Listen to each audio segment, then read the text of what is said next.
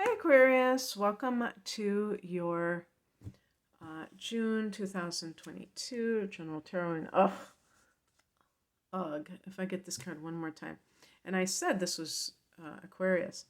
Um, I don't know, it seems all of a sudden it seems awfully dark. Of course, the sun has gone down, so that's you know obvious, and I haven't had all the lights on, but oh well.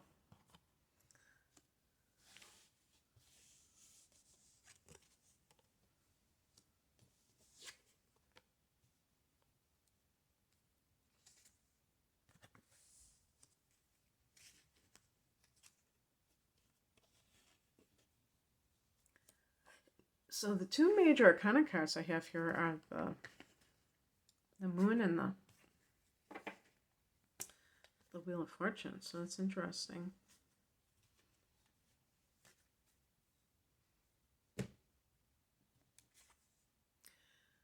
Heart of the Matter, King of Swords, yada yada. I've just been getting this card over and over again. And I was like, why? Why do I get certain cards over and over again for particular months or weeks? Who knows? But that happens sometimes. So the King of Swords is about somebody who is very, very self-contained to the point of maybe being out of touch with their feelings. Sound familiar, Aquarius? Could that be you? Could that be you? Yeah, it certainly could be. I keep saying that this is to me, this is Aquarius's card.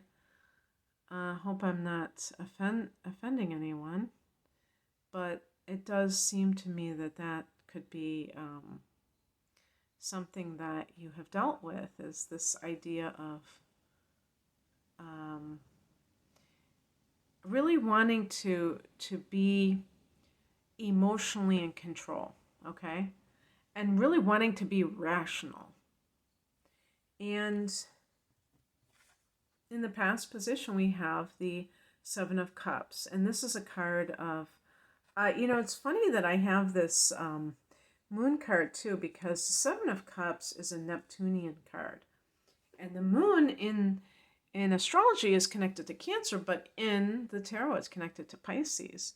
So that Piscean theme of, I think especially with the Seven of Cups, it's being deluded, self-deluded. Are you lying to yourself about something? Is there addiction in your life somewhere? Maybe it could be with you, but I really think it could be with somebody else, and you're dealing with it. And with Aquarius, you're talking about somebody with a high level of intelligence and intuition.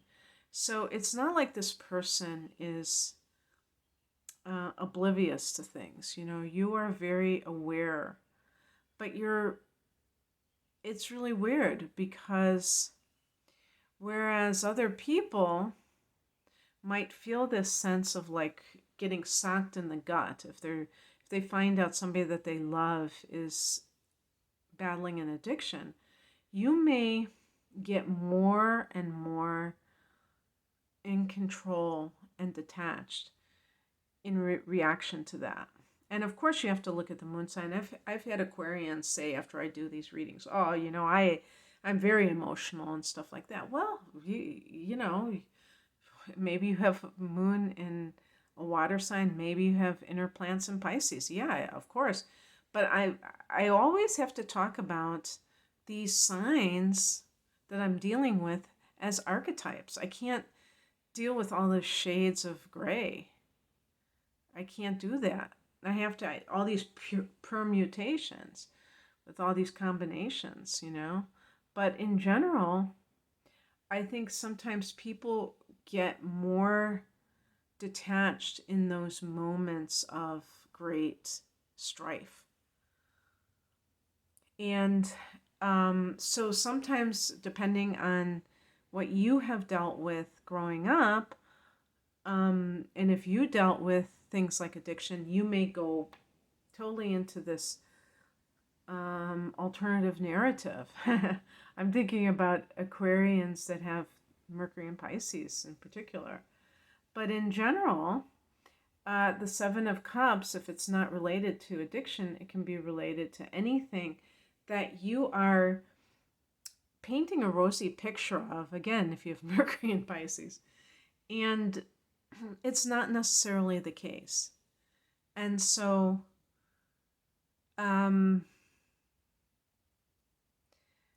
trying to think of how this would translate in specific examples. Well, of course, with a certain person, but in other aspects, this can be like a job offers, and you really are not sure exactly what it is that you want. Maybe, there's things that are grabbing you, but you're not sure about it. The higher message, I would say twofold. First of all that glitters isn't gold. Be careful. Somebody may be withholding information from you. I mean, you might be getting half-truths, Aquarius.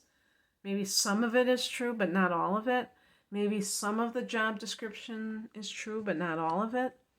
And in personal relationships as well. So if you have to make a decision, and maybe that's what the King of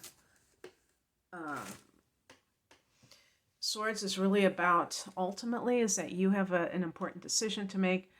All the facts may not be in. Somebody may be deliberately deceiving you so that you don't know what you're getting yourself into. I mean, that's always a possibility. That would kind of suck if that happened, but it wouldn't be the biggest news flash. That's for sure. And but anyway, there may be something that you have to really take into account, and don't believe everything you hear. Get things in writing. The King of Swords can be a judge. Can be a judge's decision that you're awaiting. What crosses you is the Eight of Wands. Maybe you are feeling that you can't get going. I will say in the second half of June that might, things may kind of come together for you more. And in the meantime, maybe, one of the things that I have had to learn, and I learned this over and over again, is that sometimes no matter what I do, concerning a particular thing, it doesn't make a dent, or it doesn't really, budge. And those are the times that we have to let go. I'm not saying that we should just let go really quickly, because maybe you just need to sustain your effort in something, and then it will start to produce, or,